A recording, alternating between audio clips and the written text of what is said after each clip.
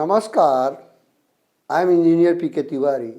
Today I am going to explain SQL constants. In previous videos I have explained some part of SQL constants. Today I am going to explain foreign key constants.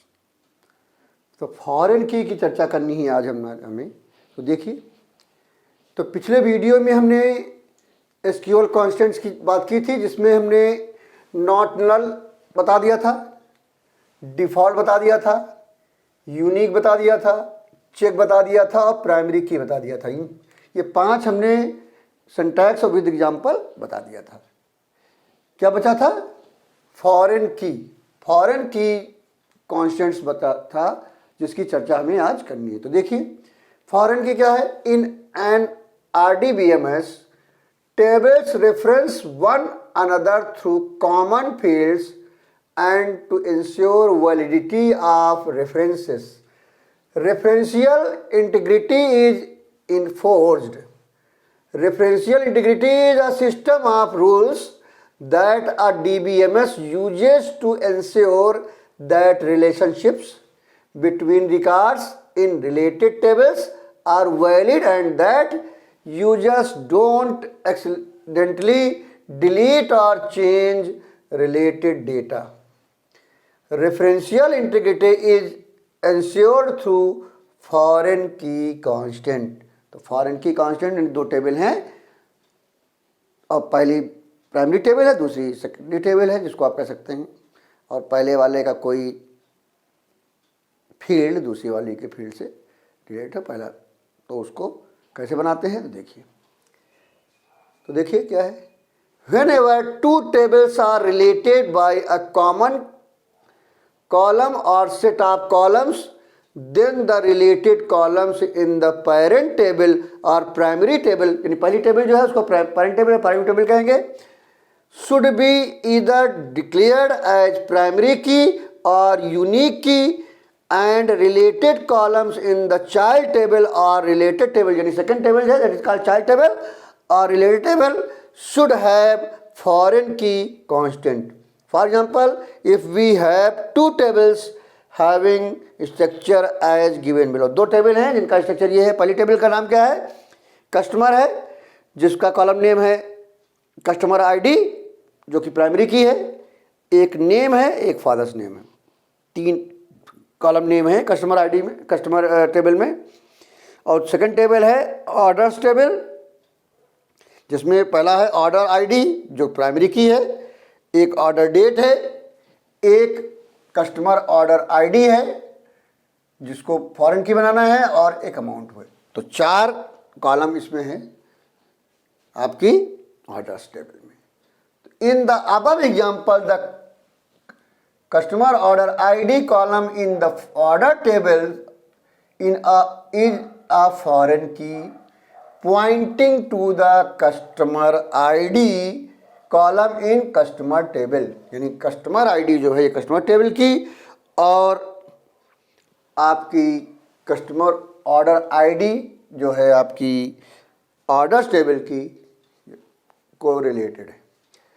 तो created pointing to the customer ID column in customer table. Just like primary key, foreign key can also be created in 2 ways, through create table and alter table command. 2 तरीके, जैसे primary की बनाते थे एक create table से या alter table से, वैसे ही फॉरेन की भी आप डिक्लेयर कर सकते हैं। तो कैसे करेंगे, कैसे डिफाइन करेंगे? देखिए, defining foreign key through create table. Create जब करते हैं, when we create a table, that time we can define foreign key also, या पहले क्रिएट कर लिया टेबल, बाद में उसको अल्टर टेबल से फॉरेन की डिफाइन कर दिया। तो दोनों तरीके हैं, कोई भी तरीका यूज कर सकते हैं। मान लो पहले हमने टेबल क्रिएट कर रखा है और फॉरेन की हमने नहीं डिफाइन की, तो हम अल्टर टेबल से फॉरेन की डिफाइन कर सकते हैं। तो देखिए, defining foreign key through create table, in create table command we can add foreign keys definition. कैसे करेंगे? देखिए कर सकते हैं। देखिए, फॉरेन की यानी क्रिएट टेबल वगैरह पूरा पहले शुरुआत में होगा, फिर क्या होगा? फॉरेन की, फिर क्या होगा? Column to be designated as foreign key, फिर रेफरेंसेस मास्टर टेबल यानी पहली वाली टेबल, फिर उसकी प्राइमरी की या मास्टर टेबल। अब इसका देखिए पूरा क्या होगा, create table, table order table बना रहे हैं जिसमें हम बनाएंगे फॉरेन की। तो क्रिएट टेबल ऑर्डर्स क्या होगा, ऑर्डर आईडी ये इंटीजर टाइप की है, ऑर्डर डेट ये डेट टाइप का है, और customer order ID integer type का है, और अमाउंट डबल टाइप का है। और प्राइमरी की क्या है, ऑर्डर आईडी प्राइमरी की बना दिया उसको। और फॉरेन की देखिए, फॉरेन की आ गई, फॉरेन की कस्टमर ऑर्डर आईडी, ये कस्टमर आईडी, और रेफरेंस दूसरे वाले का होगा। तो यहाँ शुरू है, यानी ये जो सिंटैक्स यहाँ से स्टार्ट है, ये वाला यहाँ से, इसके पहले जो नहीं बताया था, तो यहाँ से है क्या, जहाँ से शुरू है हमारा फॉरेन की। तो फॉरेन की, उसके बाद कॉलम टू डिजिनेटेड, ये क्या हो गया, customer order ID, references customer table है जो पूरा पहली वाली टेबल, उसका जो प्राइमरी की क्या है वो कस्टमर आईडी। तो ये हमने क्रिएट की ऑर्डर्स टेबल, जिसमें 4 कॉलम है, एक ऑर्डर आईडी है इंटीजर टाइप की, एक ऑर्डर डेट है डेट टाइप का, एक कस्टमर ऑर्डर आईडी है इंटीजर टाइप की, एक अमाउंट है, और जो डबल टाइप का है। और प्राइमरी की बना दिया ऑर्डर आईडी को, और फॉरेन की बना दिया कस्टमर ऑर्डर आईडी को, जिसका रेफरेंस जो है वो कस्टमर टेबल का कस्टमर आईडी है। The above code will designate customer order ID field of orders table as foreign key, referencing customer ID field of customer table. तो कस्टमर टेबल का जो कस्टमर आईडी है उसको रेफरेंस किया foreign order table का customer order ID से। तो ये फॉरेन की हो गया। अब क्या है, defining foreign key through alter table. Alter table कब लगाएंगे, जब पहले से वो फील्ड वो टेबल पहले से क्रिएट हो और उसमें फॉरेन की ना यूज किया गया हो, ना डिफाइन किया गया हो। In alter table command we can add foreign keys definition. कैसे लिखेंगे, सिंटैक्स आफ्टर अल्टर टेबल, फिर टेबल नेम, फिर ऐड फॉरेन की, फिर column to be designated as foreign key, फिर रेफरेंसेज, फिर मास्टर टेबल, फिर primary key of master table समीकरण। अब क्या है, following example specifies a foreign key. तो ये हो गया, इसका एग्जाम्पल देखिए, ये सिंटैक्स है, उसका एग्जाम्पल देखिए। Following example specifies a foreign key by altering table, this ensures that orders table has been created. पहले से ऑर्डर टेबल बनी हुई है तभी हम अल्टर टेबल लगा पाएंगे, अगर नहीं बनी है तो नहीं लगा पाएंगे। पहले से हमारी ऑर्डर टेबल बनी होनी चाहिए थ्रू क्रिएट टेबल, जबकि जो कि हमारा फॉरेन की वहाँ डिफाइन नहीं था, तब यूज करेंगे। This ensure that orders table has been created and the foreign key has not yet been put in. लेकिन उससे पहले फॉरेन की हमने पुट नहीं किया था।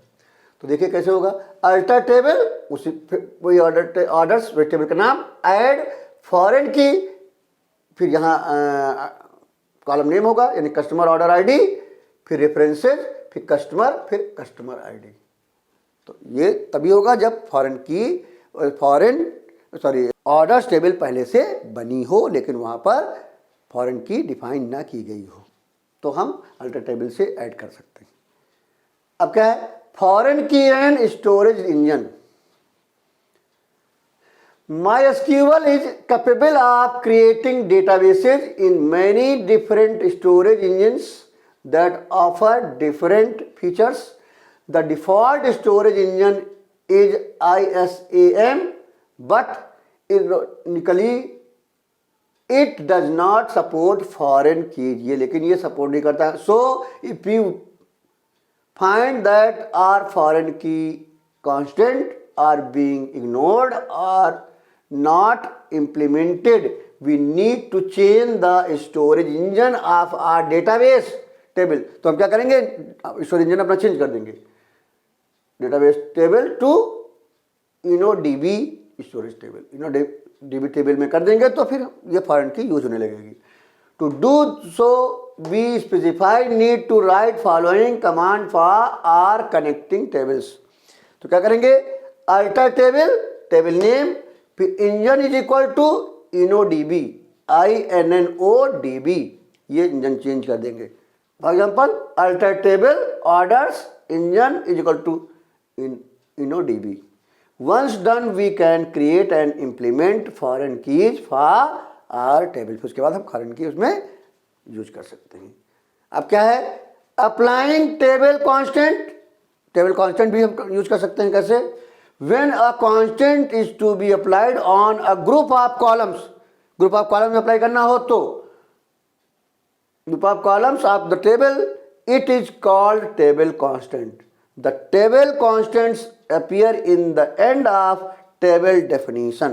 For example, if we want to combination of ID code and DESCP of table, item नाम की टेबल है, to be unique we may write, तो उसके लिए क्या लिख सकते हैं, create table items, ये create टेबल, ये आइटम टेबल का नाम, आई कोड ये करेक्टर टाइप के 5 करेक्टर, नॉट नल, DESCP ये भी करेक्टर टाइप के है 20 करेक्टर, नॉट नल, रोल ये इंटीजर टाइप का,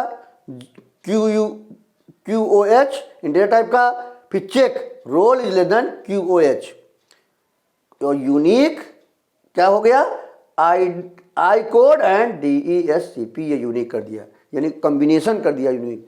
तो क्या होगा, the above command ensure that the combination of I code and DESCP in each row must be unique. हर रो में ये यूनिक होगा, अलग होगा, डिफरेंट होगा, एक दूसरे से मैच नहीं करेगा। A constant applied on one column is known as column constant. अगर एक कॉलम में अप्लाई किया गया है तो वो कॉलम कांस्टेंट कहा जाएगा, टेबल कांस्टेंट नहीं कहा जाएगा। तो हमारा SQL आज समाप्त होता है। तो प्लीज टेक स्क्रीनशॉट। तो आज हमने आपको बताया SQL कांस्टेंट में फॉरेन की, उससे पहले 5 SQL कांस्टेंट बता चुके थे। तो फॉरेन की में हमने पूरा एक्सप्लेन किया और कैसे यूज करते हैं, कैसे डिफाइन करते हैं foreign key through create table, और कैसे डिफाइन करते हैं foreign key through alter table. उसके बाद मैंने फॉरेन की एंड स्टोरेज इंजन की बात की, फिर मैंने अप्लाइंग टेबल कांस्टेंट की बात की। तो ये आप वीडियो कैसा लगा, अगर अच्छा लगा तो तुरंत लाइक कर दीजिएगा। अगर कोई डाउट्स हैं, कुछ पूछना चाहते हैं तो आप कमेंट बॉक्स में आके पूछ सकते हैं। आप चाहें तो हमारे सोशल मीडिया में जाकर भी क्वेश्चन लिख सकते हैं, उसके लिंक्स आपको डिस्क्रिप्शन में मिल जाएंगे। अगर आपने हमारा चैनल सब्सक्राइब कर रखा है तो बहुत अच्छी बात है। अगर अभी तक नहीं किया है तो तुरंत करें, देर ना करें। और जब आप सब्सक्राइब करें तो बगल में बेल आइकन रहता है, उसको क्लिक करें और ऑल कर दें। इससे फ़ायदा क्या होगा कि जब भी आपका कोई नया वीडियो आएगा तो तुरंत ही आपके पास इन्फॉर्मेशन पहुंच जाएगी, आपको सर्च करने की ज़रूरत नहीं पड़ेगी। अगर आपने हमारा चैनल पहले सब्सक्राइब कर रखा है तो बार बार सब्सक्राइब करने की ज़रूरत नहीं है। आपको क्या करना है, वीडियो देखना है, नॉलेज गेन करनी है और तुरंत ही लाइक करना है। और जितने भी जानने वाले लोग हैं, जितने आपके नियर डियर हैं, फ्रेंड्स हैं, उनको तुरंत ही शेयर करना, जिससे उनको भी नॉलेज मिल सके। और आप लोगों से एक रिक्वेस्ट है कि जब भी वीडियो देखिए पूरा वीडियो देखिए, अधूरा वीडियो ना देखें। अधूरा वीडियो देखना कंफ्यूजन क्रिएट करना है। और अगर कोई चैप्टर पार्ट में, जैसे चैप्टर पार्ट में है, लास्ट पार्ट था, तो कोई चैप्टर पार्ट में है तो पार्ट 1, पार्ट 2, पार्ट 3 करके वीडियो देखें, जिससे कंफ्यूजन ना हो। तो अगले वीडियो में हम इंटरफेस पढ़ाएंगे, interface between SQL and Python की चर्चा करेंगे। Thank you very much.